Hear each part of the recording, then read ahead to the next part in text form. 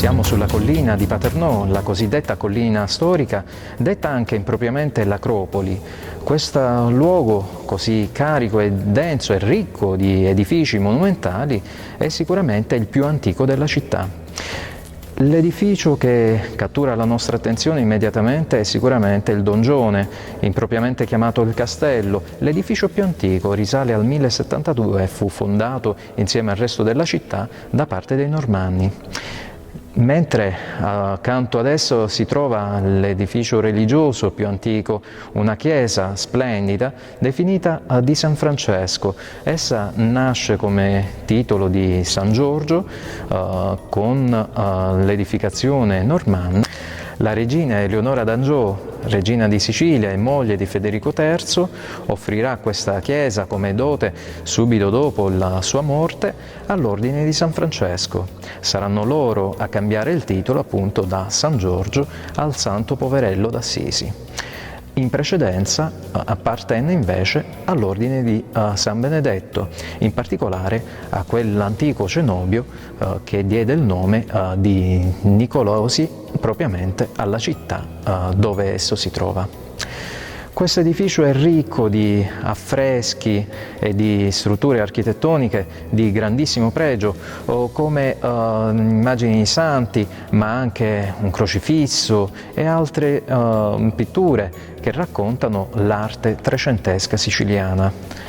Questa magnifica volta a crociera, caratterizzata da una bicromia ottenuta grazie all'alternanza tra pietra lavica e pietra calcarea, un gusto che si ripete ovunque nell'interno della chiesa e anche nel suo esterno, tanto nel portale d'ingresso quanto nel portale laterale, così come anche le finestre, le quali in parte sono state ricostruite in anastilosi.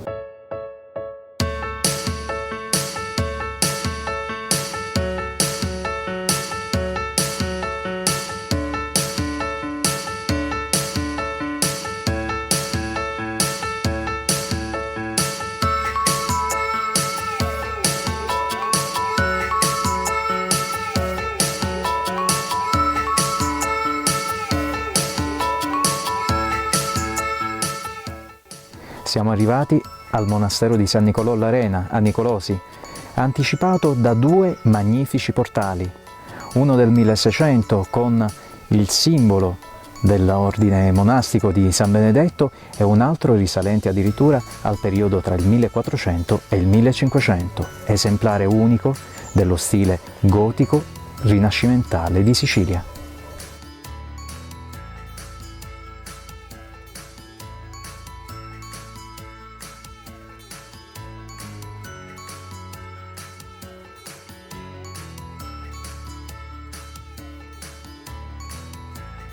Siamo qui all'interno della sede del Parco dell'Etna, l'antico convento di San Nicolò l'Arena.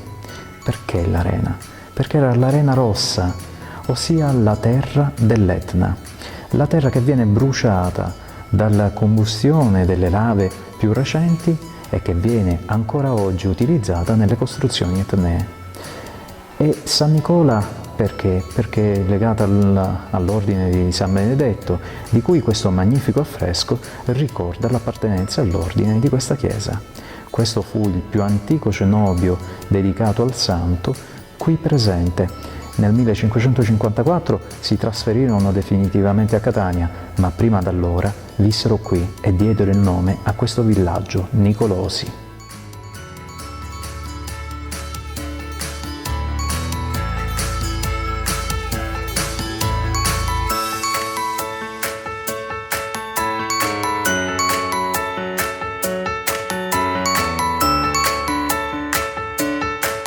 Siamo all'interno di un vero e proprio luogo dove la pace regna sovrana. Era un luogo in cui i monaci avevano una vita molto semplice e dettata dai tempi della natura. Ed è qui che la natura prendeva il suo vero scopo. L'uva che veniva raccolta qui vicino diventava immediatamente vino grazie alla pigiatura in un grandioso palmento rimasto integro ai giorni nostri.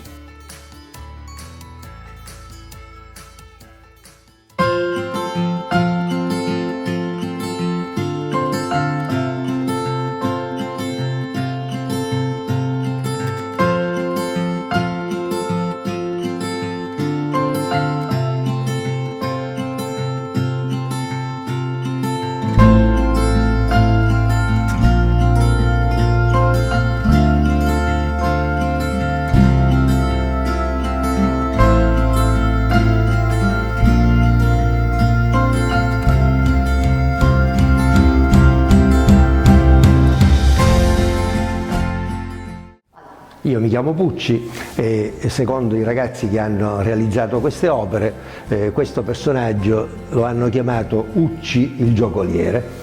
Secondo loro questo personaggio dovrebbe essere la mia anima. Boh, beati loro che vi vedono così. Tutti quei cassetti che vedete alle pareti sono dei cassetti di mobili buttati, oggi buttiamo tutto, e invece noi cerchiamo di recuperare tutto, non c'è niente da buttare. Dentro ognuno di questi cassetti è riprodotta sostanzialmente l'etichetta del nostro vino.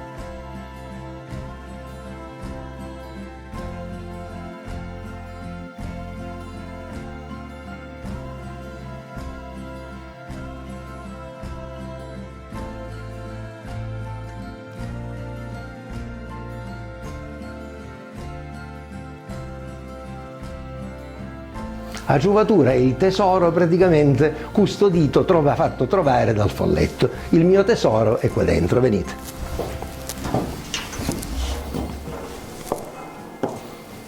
Qui praticamente abbiamo le collezioni di tutti gli eventi che negli anni abbiamo realizzato con le bottiglie di vino.